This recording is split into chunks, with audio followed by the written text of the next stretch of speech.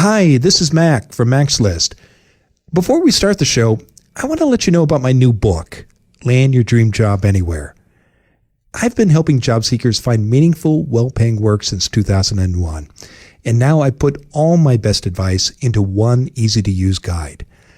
My book shows you how to make your resume stand out in a stack of applications, where you can find the hidden jobs that never get posted, and what you need to do to ace your next job interview. Get the first chapter now for free. Visit maxlist.org/anywhere.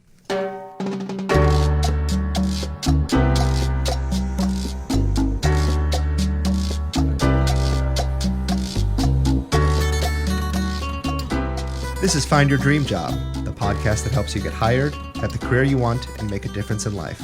I'm Ben Forstag, Managing Director of Mac's List, and I'm here with Mac Pritchard, founder and publisher of Mac's List, and Jenna Forstrom, our community manager. On this bonus episode of Find Your Dream Job, we're reacting to an opinion piece recently published in the New York Times. This piece was called Quit Social Media, Your Career May Depend on It. It was published November 19th, 2016, and written by Cal Newport. So if you've listened to this show in the past, you know that we're big proponents of using social media as part of your job hunt. Mr. Newport, however, is a skeptic of social media. He freely admits that he's never had a social media account. And he argues that social media can actively hurt your career. His argument is based around three basic presumptions. And I thought the team here would react to each one of those in turn. So the first argument he makes is that you don't need to use social media to find interesting opportunities because interesting opportunities and useful connections are not as scarce as people claim they are. So, Mac, would you like to react to that? Well, I think there are many opportunities out there. The challenge when we're looking for work or projects, if we're a freelancer, is uncovering them. And because sometimes the best jobs or projects are hiding in plain sight, and the way to find them is through relationships and connections with others. And social media is one way to build those relationships and continuing them, but it's not the only way. So I think there are opportunities. Your challenge is how are you going to find them and what tools can you use to do that? And social media is one tool.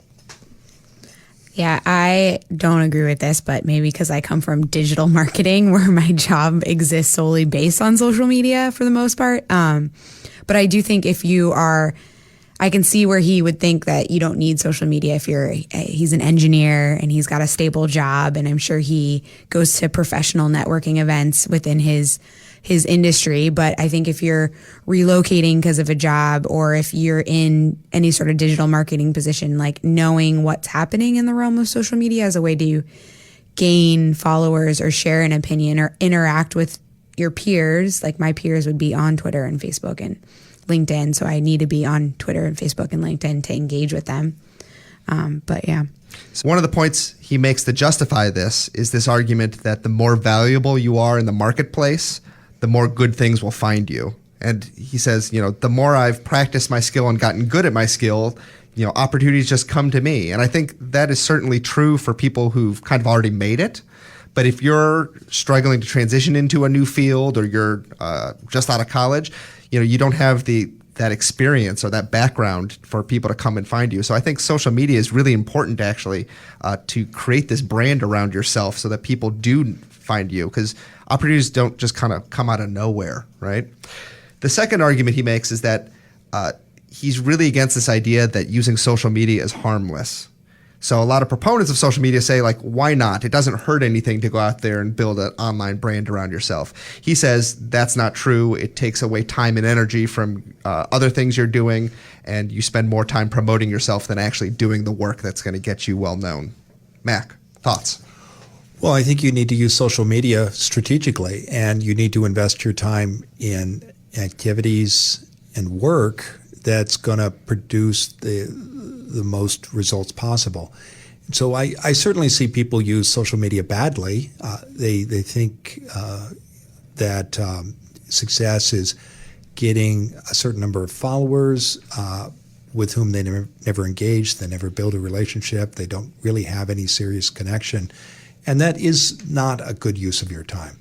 So you should use social media to engage with your community and serve others, and you should be thoughtful and strategic about it. If you're not, certainly it's like any activity in life.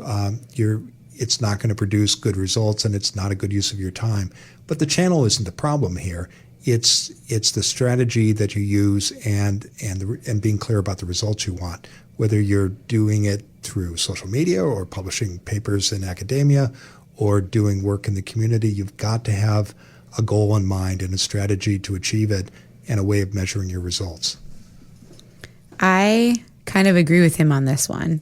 All right. So I do think social media does like a lot of harm. Like we talk about, there's like people they only share the good in their life, right, on Facebook. Like you're not going to share that you're going through a breakup or that you've lost your job. Not a lot of people share that they've lost their job, but they only share very happy moments. And I think it feeds into this like American culture of like everyone's life is perfect. And so when you're not having a perfect life, like if you're unemployed or just in a season of depression, it can just, I feel like it maximizes that sense of everyone's happy and I'm not. And so something's wrong with me, when everyone has good days and bad days and you just only share your good days.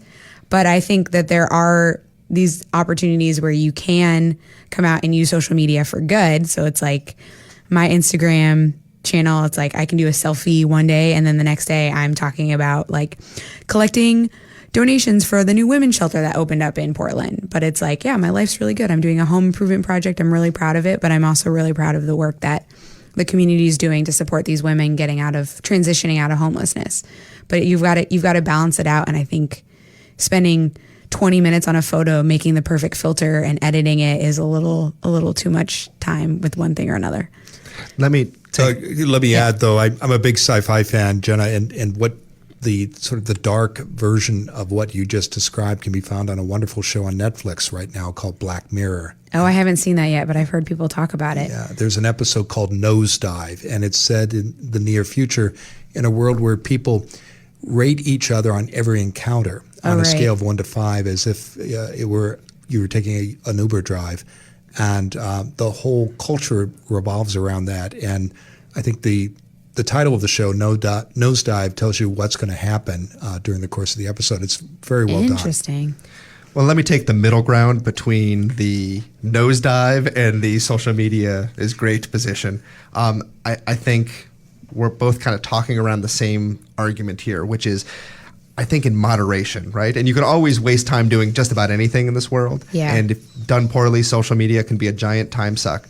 I think part of the challenge of using social media and part of the benefit of it is that it allows you to frame and brand yourself in a way that lets the best parts of you as a professional come out, right? And to some extent, you have to play that game of here's my strengths that I'm just going to emphasize out to the world. And some of your professional weaknesses are things that you're not going to be talking about on social media. At the end of the day, though, there needs to be some substance there behind the social media brand. You can't present yourself as a subject matter expert and not know anything about the topic. Right. Okay. So his third contention with social media here is that it is essentially a passive approach to professional advancement and looking for jobs. It diverts your time and attention away from producing work that matters and toward convincing people in the world that you matter. I think we kind of hit this in the last one, but Mac, do you have any thoughts about this point? Well, again, social media is it's a set of channels that allow you to publish the work you create and share it with others in order to demonstrate what you can accomplish, but also to build relationships with people. If all you're doing is retweeting people's stuff or just broadcasting about yourself, you're not doing it right. And lots of people make those mistakes. But if you're creating good work, social media lets you get it out in front of people, and that, I think, will lead to more opportunities. Thanks, guys. I encourage all of our listeners to check this article out because it is an interesting perspective on social media. It's called Quit Social Media, Your Career May Depend on It. It was in the New York Times, November 19th, and we'll have a link in the show notes. But in summary, if I can just kind of wrap up what we're all saying here, I think our gist is social media is okay when done in moderation, when done responsibly, when there's some substance behind the social media brand you're creating around yourself, and when you're using it as part of a larger suite of job search tools, including networking, looking for jobs online, Right. doing all the other things that we talk about. Great. Yeah. Good. Thanks, guys. Thanks, Ben.